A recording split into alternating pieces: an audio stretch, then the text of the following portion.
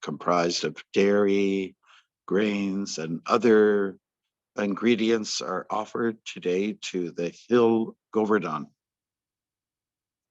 Govardhan is located in the Mathura district. It's a short walk to get there from the village of Vrindavan, where Krishna was raised as a child. And it's a very interesting religion that we follow. We worship stones, we worship plants, we even worship mountains. Wow. Now, Govardhan is not such a big mountain. It's really more like a hill. And from a bird's eye view, it's in the shape of a peacock. Yeah. And some of us have had the good fortune to circumambulate Govardhan Hill in a clockwise fashion. It takes about 4 hours to do so. Many people will do that on this very day or have already started, because in India, we're a little bit, less shy of 11 hours ahead in time. I remember one time being in Vrindavan and deciding with a group of devotees, let us go to Govardhan Hill. We'll do it in the evening, because tomorrow or the next day was a flight back to Canada. And let's do it in the evening. No one will be there. Okay. So I believe it was an Akadashi. It was a full moon or something. Can't remember, something like that. And then, so we went there, I'd say about a dozen of us. And we went to the starting point, and wow, you wouldn't believe it how many people were there. Everyone was thinking like we are. Yeah, it was busy, but it was nice and cool in the evening. That was one consolation. We're going to look at a chapter entitled Worshipping Govardhan Hill. And this is found in Canto 10 of the Srimad Bhagavatam as chapter 24. And we're looking at text number 26. So that's 10, 24, 26. We're going to look at this shloka. We might get on to doing a few more shloka verses. And but here it goes.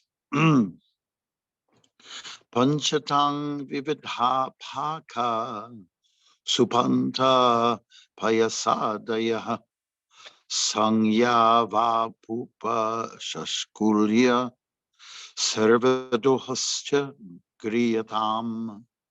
Translation. Let many different kinds of food be cooked, from sweet rice to vegetable soups. Many kinds of fancy cakes, both baked and fried, should be prepared, and all the available milk products should be taken for this sacrifice. Hare Krishna. I'll read that one more time. Let many different kinds of food be cooked, from sweet rice to vegetable soups. Many kinds of fancy cakes, both baked and fried, should be prepared, and all the available milk products should be taken for this sacrifice. Purport by Srila Prabhupada. The word supa indicates bean broth and also vegetables, liquid vegetables. Thus, to celebrate the Govardhana Puja, Lord Krishna called for hot preparations such as soup, cold preparations like sweet rice, and all types of milk products. So my comment on this verse with the purport is that soup, wow, everyone loves hot soup on a cold day, S-O-U-P, soup. And it looks like it probably has its origin from the Sanskrit. Here it's translated as S-U-P-A. That's how it's spelled out. So that, I thought that's very interesting, isn't it? So like vegetable broth, which we understand to be generally it's soup in our culture here in the West. Well, maybe there's a nice tie-in with the East in the form of soup. Okay, so from salty to sweet, from bitter to sweet to sour, and all different kinds of textures of foods are offered. there's going to be some more details given. I'll go to text 27. Now, isn't this interesting? Here it is early in the morning for us here in Ontario. And, we're just laying out the whole menu for the Govardhana Hill. And I hope you're not getting too hungry. But some of you will be honoring breakfast soon, I guess, before you get on with it. Here, text 27, the Brahmins who are learned in the Vedic mantras must properly invoke the sacrificial fires. Then you should feed the priests with nicely prepared food and reward them with cows and other gifts. Okay. And in the purport, it is said, according to Sridhar Swami, Lord Sri Krishna instructed his father and other residents of Vrindavan in the technical details of this Vedic sacrifice to assure the quality of the sacrifice and also to inspire Nanda and the others with faith in the concept of such a sacrifice. Thus, the Lord mentioned that there must be orthodox Brahmins, regular sacrificial fires, and proper distribution of charity, and things were to be done in the order given by the Lord. So what we want to say here is that this string of verses is expressed by Krishna himself, by the Supreme Personality of Godhead. And he's getting very technical. He's getting very, let's say, meticulous about the worshiping of the hill. Now, why do we worship the hill?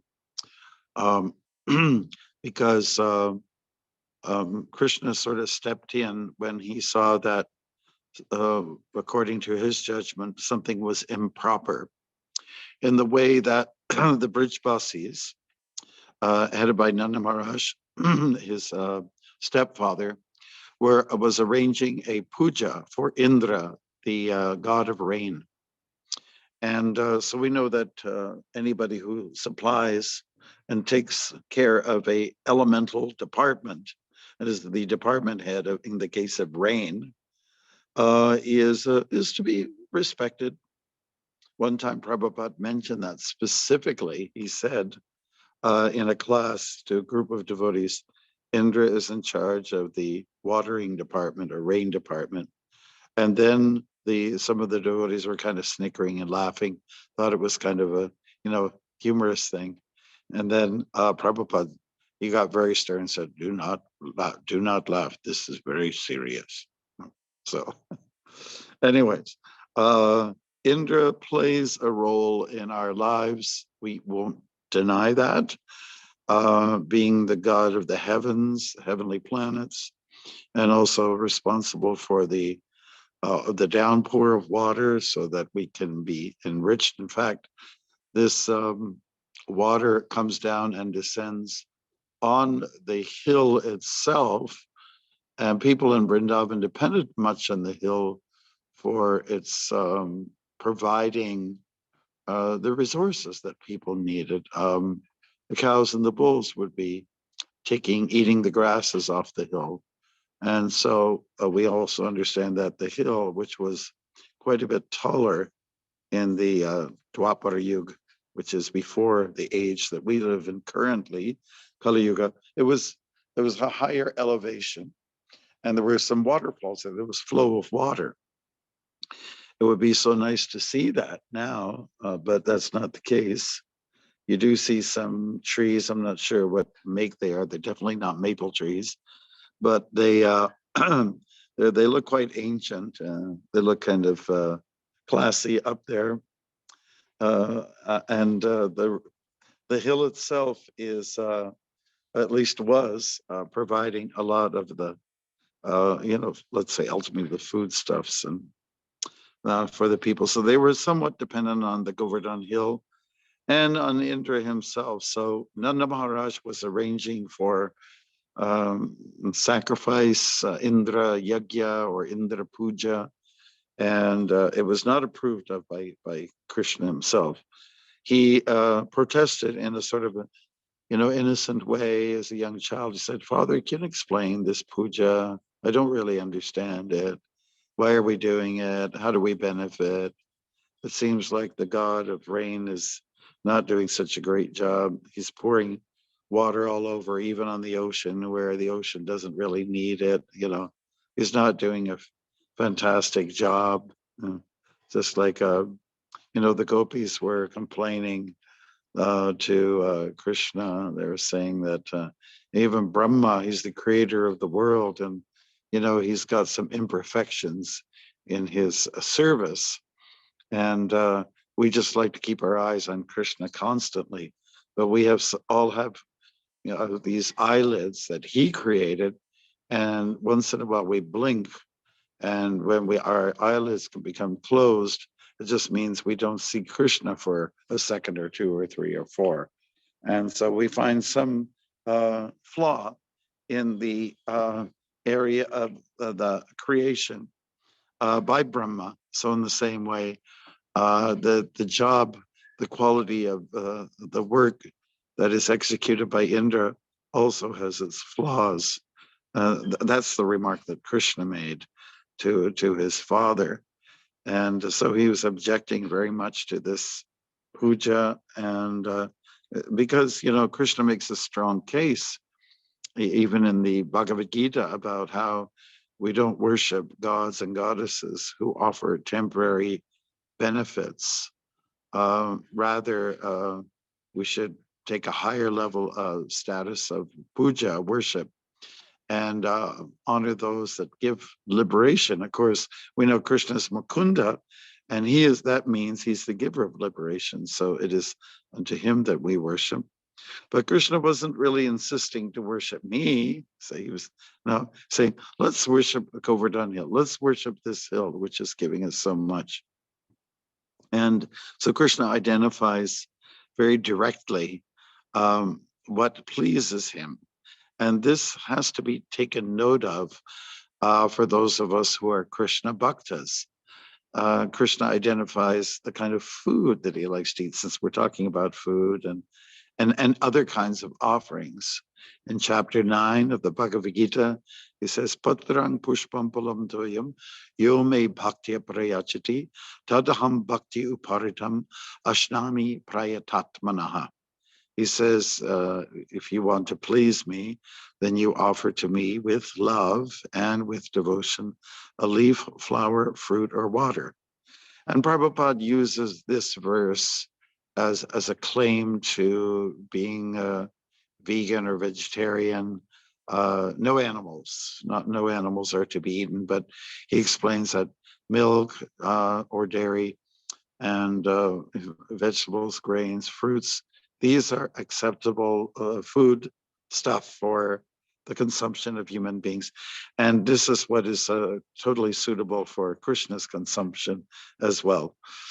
So Krishna is basically making it very clear that what is to be recognized as worshipable. And, there's many, let's say, items that fit into the category. Even a devotee is worshipable. In fact, when you look at our philosophy, if somebody even asks, do you people worship God? Said, yeah, but more important than God worship is the, honoring and the adoration of his devotee. And so that the devotee is considered to be the paraphernalia of the Lord, and the paraphernalia of the Lord is worshipable. Even the articles, the paraphernalia, which is on a tali, like a tray, you have like a ghee lamp, you have a sangha, like a conch for the water, you have a flower, you set up your tray for worship, and all of those items are worshipable, just like a Kshatriya's weapons are worshipable to the Kshatriya. So in fact, in the Vedic culture, there isn't anything that isn't worshipable, because the Lord has arrived at the conclusion that everything is him, he is in everything.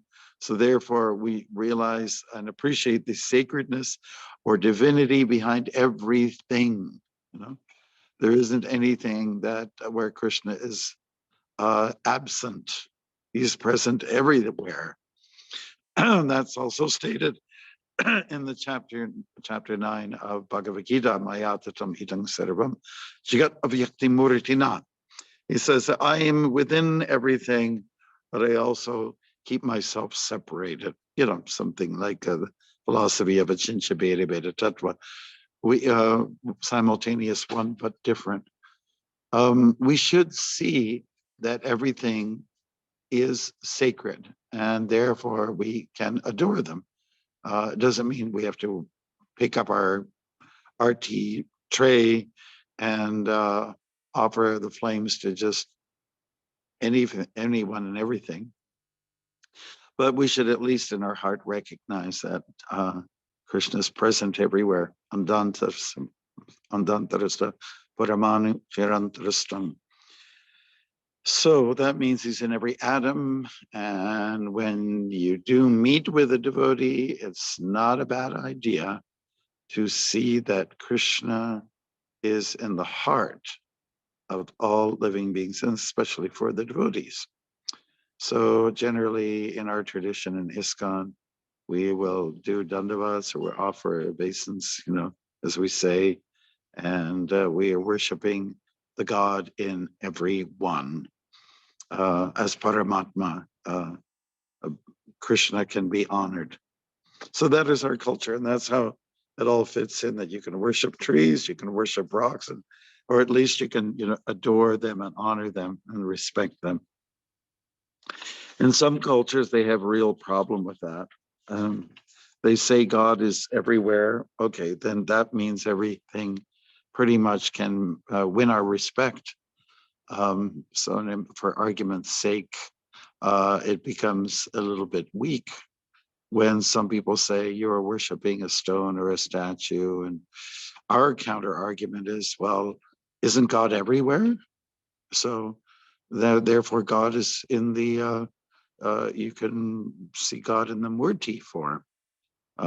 So I think that's a very strong case for us to use against people who are iconoclasts. There are some cultures that will not make any room for worshiping an image and so on like that. So we sometimes have to deal with people who are critical of that. I have a cousin, and she's a Christian. And she said, everything I like you say, John, that was my name before, it's okay. But I really have an issue with your worshiping statues and worshiping images. And then I counter argued in a nice way. I said, you mean like the crucifix? Like, you know, in Christianity, you worship the crucifix and you give it all kinds of reverences and so on like that. So she was kind of quiet after that. So what can you say? So the Abrahamic religions especially make a strong claim in this area. And in the Islamic tradition, they are very much against deity worship. And some, you know, in the history past, they've come and any notion of worship or adoration towards a deity of sorts is not recognized by them. We saw, you know, sometimes even the statue of Buddha has been blown up in one place in the desert. I remember being on a plane on my way to India, and I said, oh my God, what a fundamentalist approach is that? This beautiful image of Buddha that was engraved on the side of a mountain was blasted by dynamite and just ruined and destroyed. So, so that might be the case that, you know, because there's something in the scriptures and Old Testament about not worshiping graven images and so on and so forth, or not worshiping, having strange gods before thee. But, you know, one thing we can say is that, well, God is not strange, and certainly Krishna is not strange to us. So why should we consider that something to be that image or an image of Krishna or like Krishna should be destroyed or devastated? In the Islamic tradition, they have the Kaaba, and they worship that. They circumambulate the Kaaba and in Mecca, and they do it counterclockwise, but it is a form of worship. And our Hindu friends say that, well, that's a Shiva lingam, so it's kind of nice that they're worshiping the Shiva lingam. Other people may claim, well, it was Muhammad who touched this stone, and therefore it's sacred. So at least, so I mean, is double standard? Is this duplicitous? What can I say? What can I say? So we're worshiping Govardhana Hill, and in many temples all over the world, we identify that hill as Krishna himself, and devotees make trays of big pots of halava, and they make a hill made of halava, and there's other approaches. In fact, I received a phone call from someone just the other day from one of our temples saying, can you make it out of halava, or you can make it out of sweets? I said, you can do whatever you like in that regards. The main thing is that if we have a chance to look at this hill of adorable and delectable sweets, and as a way of seeing that Krishna is here, especially when it's prasadam, then this is a way to become purified. Very much so. I'm just gonna, look at some of I don't have the items here in the verses that I'm looking at, but there are, in addition to sweet rice, which is kheer, and also soups. We also have puri, pakora, sandesh, sweet rice, and they're all offered by the Brahmins and offered to the Lord with love and devotion. This has been our practice for a long time. So it is a food festival, and it kind of like fits in sync with our harvest time. Some of the best food that you can harvest is at this time of the year, at least in the pumpkin and squash area. I don't know. Maybe it's a good idea to offer, pumpkin pie to Krishna on this day. To me, it's one of the best desserts on the planet. So there's no restriction as to what you can offer to the Lord. It is just a time to celebrate. And I recall some years ago, one person came to visit us. He was from a place called Cooksville, but he was a writer for the Globe and Mail. I believe it was Globe and Mail. And he said he wanted to write an article about the Govardhana Puja, Anakut, and it was his first time coming into a temple. And he brought his camera, and he was clicking away, and he was smiling as well.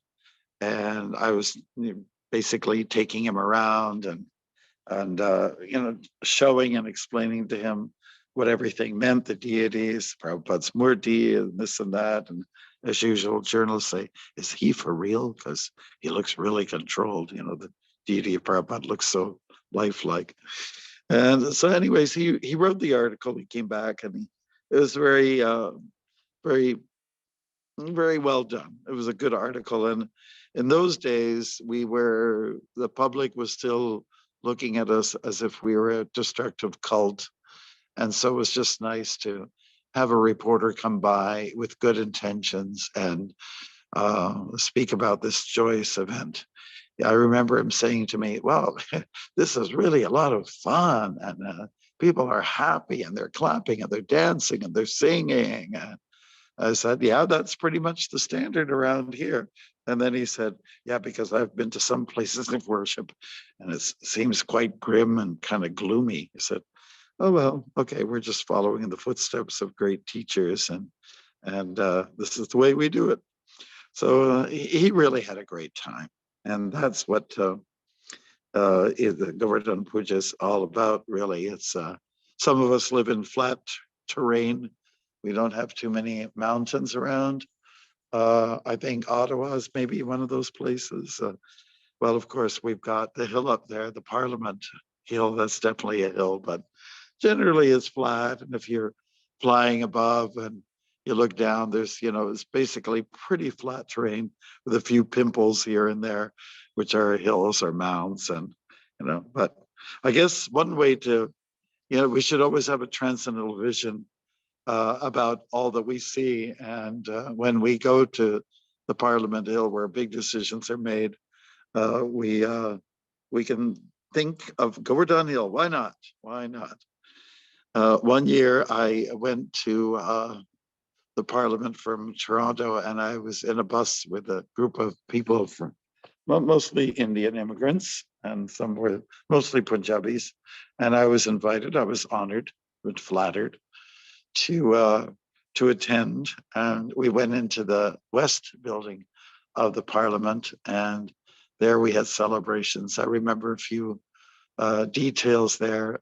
Some of the people were starting to put like tape decorations on the wall, and one of the let's say supervisors there came, no, you can't put those decorations there. This is wallpaper. It's 100 years old or something like that. No, you can't destroy, you can't deface, and so on like that. Okay, so they understood. Anyways, our program was fun, and it was a lot about singing and dancing, and I had the chance to chant Hare Krishna.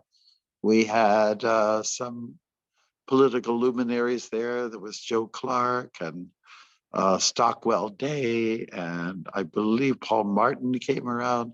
Some of these names might mean something to you, something to you folks over there, and maybe not for others. But I remember giving out a few books, which is books of the Ramayana, because it was a Diwali celebration.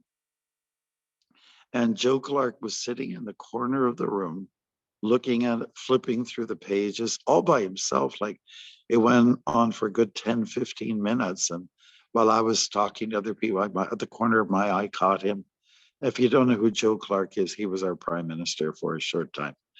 And yeah, so it was nice to see all of that happening, that our political leaders were participating in Diwali / Govardhana Puja, and in the name of multiculturalism, we, our political leaders have played that trump card for quite some time, saying that, we're a country of many nations. That's how it started off. Our indigenous people were people of many, many nations and many different languages and belief systems.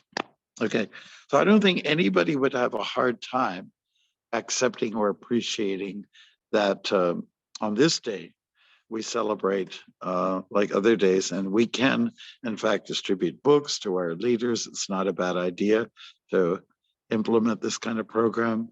It's good to spend a lot of time preparing for nice foodstuffs, the best ever throughout the year. Should be offered to Lord Krishna in the form of Govardhana Hill. And yes, lots of mantras, chanting should go on, and good, wholesome exchanges between the devotees. You should be having a good time. Sometimes I've seen that during festival times, sometimes devotees can be they're challenged a bit. Like, say, for instance, Janmashtami, it's the hottest time of the year usually, and you're supposed to fast all day. And you're also supposed to work super hard because you're getting everything ready. That is for temple managers. A lot of hours are put in, and maybe lifting big pots and getting the decorations up. And it's all quite festive, and it's all very colorful. But I've seen sometimes devotees might get a little irritable, cranky, like babies do when they don't have their milk. So devotees, at least during Janmashtami time, it's like that. We don't have an excuse. We're not fasting on this day.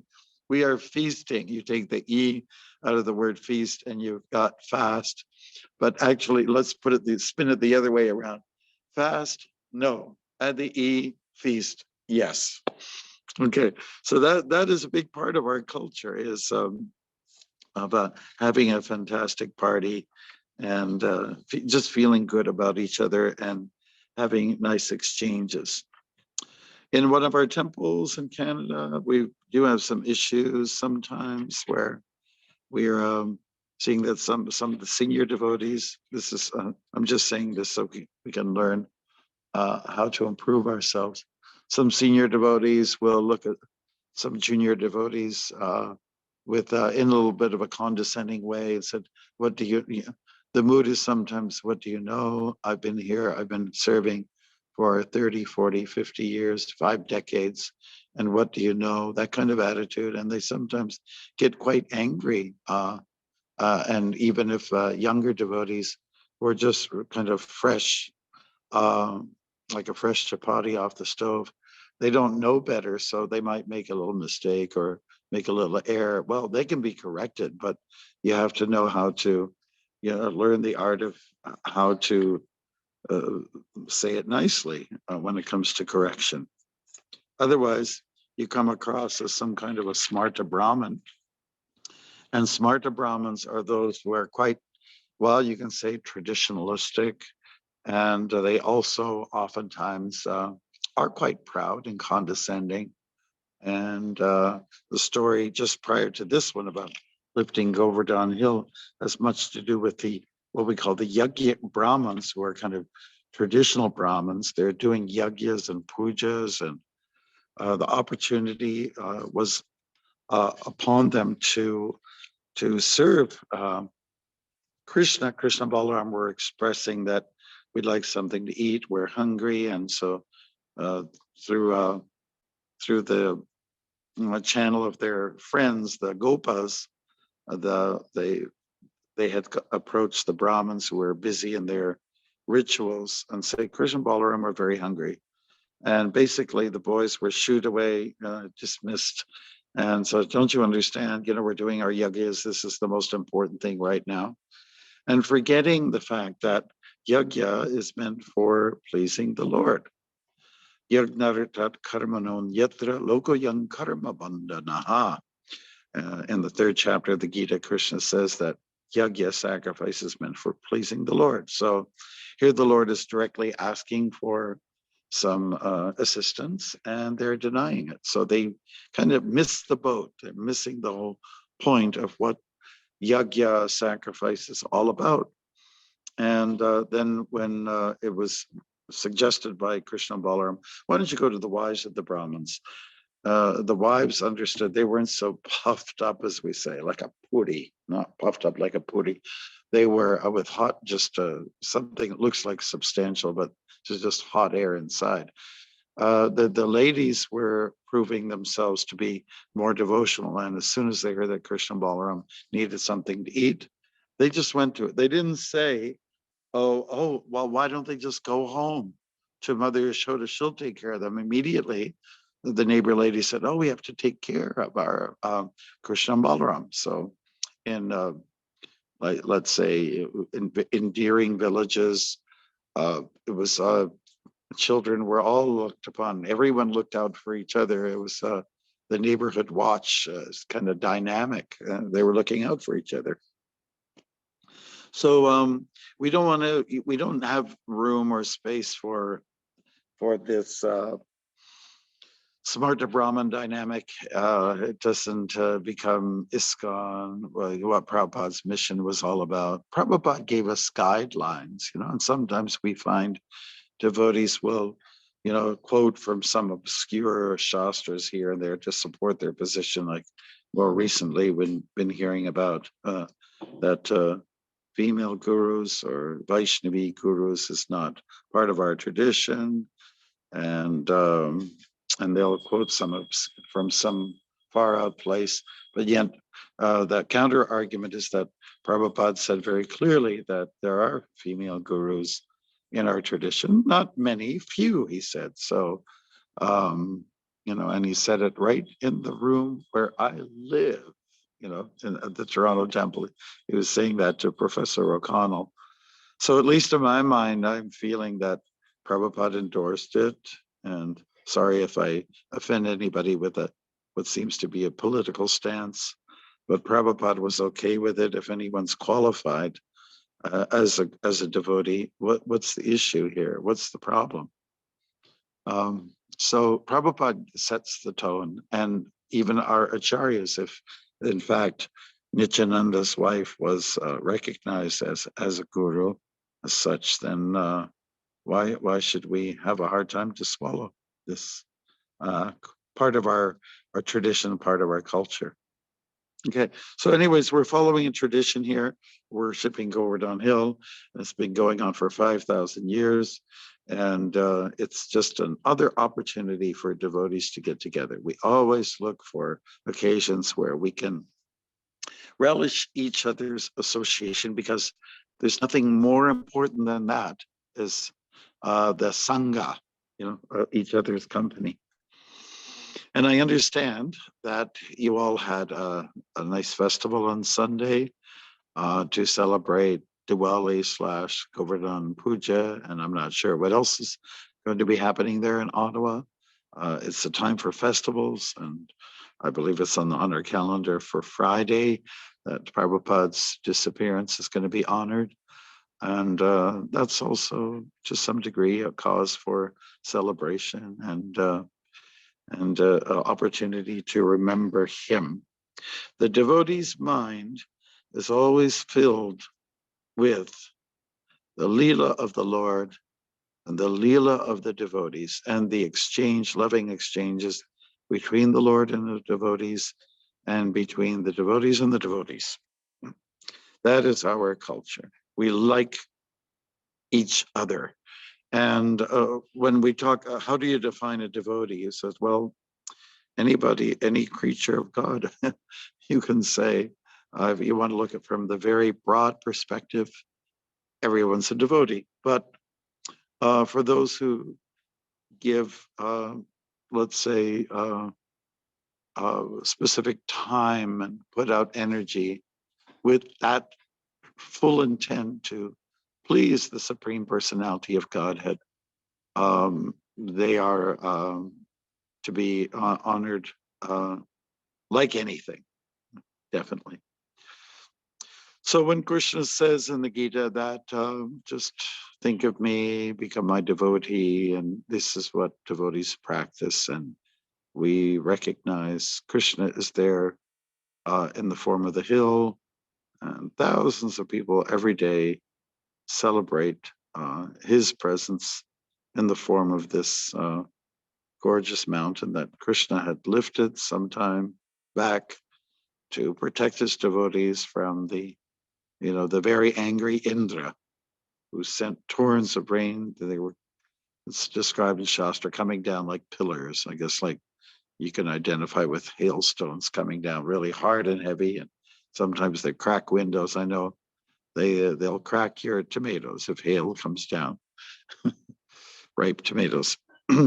So those are some of the points we want to cover, and to surrender to Krishna, we do just that on this very day in a very special, grandiose way, colorful and flavorful as it is. Hare Krishna. We've got on my time here 6:45, so I believe it's okay now for anybody who has any questions. You can unmute, and that this is also the month of Damodar, so the month is, especially on this day, jam-packed with beautiful celebratory dynamics. Yeah, Hare Krishna. So any questions there? We got somebody from Raja Premika. Yes. Hare Krishna Maharaj. Hare Krishna. Thank you very much. Always nice to hear from you. I just have a technical question. So the word anukut, is that like the distribution of food, or Govardhana Hill, or another language for the festival? Yeah, Anna refers to grain, or let's say the staple food. So Anna means wheat or any kind of grain. And just like Krishna states in the Bhagavad Gita, Anad Bhavani Bhutani, we all living entities subsist on grains. So it refers to the festival or the gathering of sweets, grains in the form of sweets and so on like that. It's a food festival. That's what it implies, a food festival, and where all these edibles are offered to Krishna. The literal meaning of kut, I'm not sure. Do you know, Mataji? Anakut, what does kut mean? Different kind of food making offering to. Okay, she says different kinds of food. So Anna basically translates as grains, food, basically, and a festival of food. Yeah. I think that's good enough. Yeah. Seeds. Diversities, yeah. Thank you. Thank you very much. Is that good enough? So that's how a lot of people will remember Govardhana Puja with that terminology, Anakut. Okay. And people are expected to have lots of sweets. And so kids get quite excited, It's kind of like Halloween, trick or treat, here's your treats. Wonderful. Hare Krishna.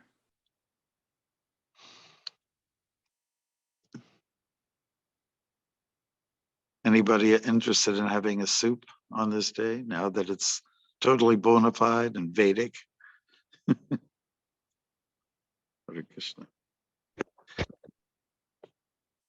Okay, so we've got Mandala Ram. Brother and sister are putting up their hands. So go ahead, Mandala Ram. Please go ahead. Raj, my obeisances, all glories to you. Oh, no. It's just kind of like a reflection and appreciation of how practical you make the understanding of Govardhan and the big event of Govardhan Leela quite applicable. I'd always find myself like stray away from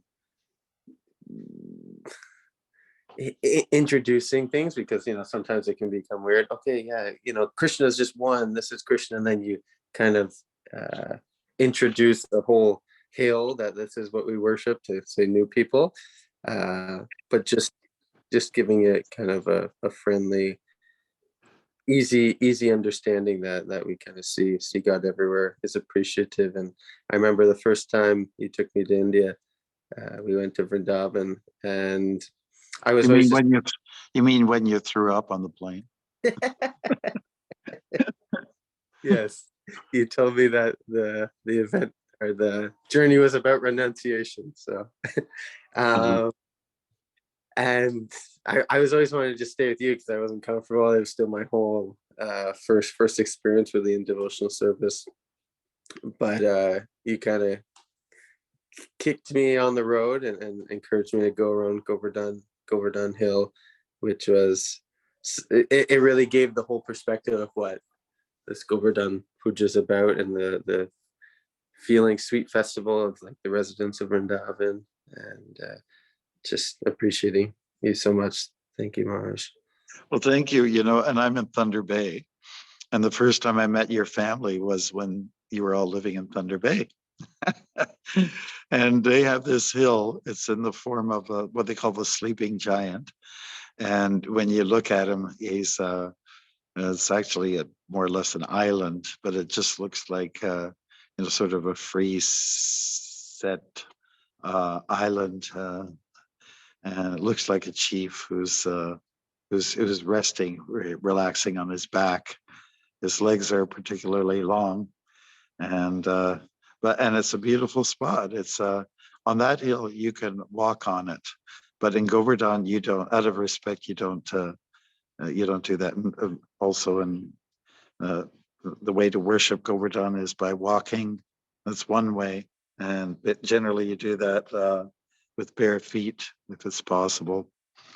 And I remember one year I had a real bad sort of infection on my foot, and I was wearing some kind of slippers, and some people were, getting on my case about it. And then we came to Shamakund, Radhakund and Shamakund, and just to get the feet wet and get my legs wet, I took off the bandages and everything like that. And I was being a little criticized, but then when they saw infection, it looked pretty gross. And so, oh, now I understand why you're not going barefoot. Yeah. So yeah, it's there's many different ways to please Krishna, and that's what's beautiful about our culture, and that for us, we don't have any qualms about honoring the Tulsi plant or seeing Krishna in the form of his murti, and even just seeing God in the form of the devotee. We really have to go broad in our perspective on these things and not limit ourselves. So it's a very all-encompassing and very inclusive kind of culture where there is no corner of the universe where you won't find a presence of Krishna, and you have to feel it. So when you project your devotions, and you do that particularly by chanting Hare Krishna, Krishna Krishna, Hare Hare, Hare Rama, Rama Rama, Hare Hare, then it's much easier to feel the presence of Krishna everywhere. Hare Krishna. Thank you. Any other questions from anybody in the remote corners? Enlivening presentation on Govardhana Puja. Is there any specific experience you had personally about Govardhana Puja which you'd like to remember? You want to share with us? Yeah, I mean, I would say that there's lots of bhakti bubbling over in various corners on the trail around the Govardhana Puja. Kirtan, there's puja, there's also the tongue of Govardhan. It appears like a tongue, and milk is poured on it, and people worship the hill in that format. So there's a lot of different approaches. And of course, I think one of the most important aspects of the Govardhana Puja is that where devotees just kind of help each other. For some people, it's a long walk. And so then they'll say, okay, you're tired. Well, let's rest here for a while. Or let's have a little prasadam. Let's have a few bananas. And so that way we're looking after each other and for each other. I think those are the things that stick out in my mind. The monkeys are very plentiful. Hare Krishna. This is Prem Kishore, my hero, and he's bowing down to me, and I will. And let's see, he's running a great project here. This is Ottawa Prabhu's here. Hare Krishna, Prabhu. Hare Krishna. My obeisances to Yeah. everyone there, Yes. all the devotees. Wish you all very happy Govardhana Puja today. Jai. And so there are a few things that stick out of my mind is that there are vendors there, and they have bananas, and they're trying to make a buck, so to speak. And they say, do monkey seva. Monkey seva means you can serve the monkeys. So then the vendor gets his earns his keep, and then he's able to survive. So that's always kind of delightful, and the monkeys go just totally crazy over when bananas are delivered to them. That kind of sticks out. There's parts of the hill which are, because it is a journey, like a 4-hour trek, and there are areas where this sand is very soft on the feet, and then there's areas where there's sharp sensations on the bottom of the feet, and that is part of the tapasya that you have to take in. And so there's lots of beautiful features to the hill. You can see it from different angles, and it's all beautiful. I get one of the highlights is to go to Radhakund and Shamakund, and on the beautiful side, you got everyone's there. Prabhupada discouraged us from swimming in there like it's a swimming pool. He wanted us to worship that more than we see it as a recreational facility. It's fun when I go to Radhakund. there's always the same person who kind of harasses you. I don't want to discourage anybody, but he's always out there to get your money, Said, I know this Swami, and I know Shivaram Swami, I know this Swami and that. And he's got them all down. And you know that he's motivated and he's got an agenda. He wants some rupees from me, saying, I will take you around. I'll show you what happened in all these holy tirthas. And I just find him to be a nag. So I just say that it's a colorful time, and it is Diwali time, and so it's there's a lot of celebrations that happen at this particular time, and even holy, people come out, and in the springtime is when we usually go. So that's holy. I'm sorry, not Diwali, but it's holy. And so you got to watch your clothes. Don't wear your best. I'm just giving some tips and advice, some steps. Don't wear your very best clothes. Always go clean, but just be prepared to get tie-dyed, come back with tie-dyed dhotis and kurtas and saris. But inspirational also. Around Govardhana Hill, as you see, couples and families, and especially sometimes even elderly couples, they'll circumambulate the whole hill, even though they're elderly and they have a hard time walking.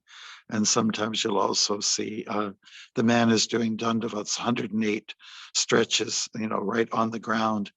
And then every time he goes down, his wife touches the feet, and then they have a pile of rocks, 108 stones. And so they're at his feet. Now that the execution of the Dandavats is completed 108 times, those stones are moved over to the position of the head. And that's where he's to start his new Dandavats. So this goes on for many days. Worshipping Govardhan like this, performing austerities, you get really inspired by what you see for people who are worshiping. So I'm here in the temple room, and I will have to bow out now. Sorry, if anybody has any more questions, you can fire them off to me by emailing or something.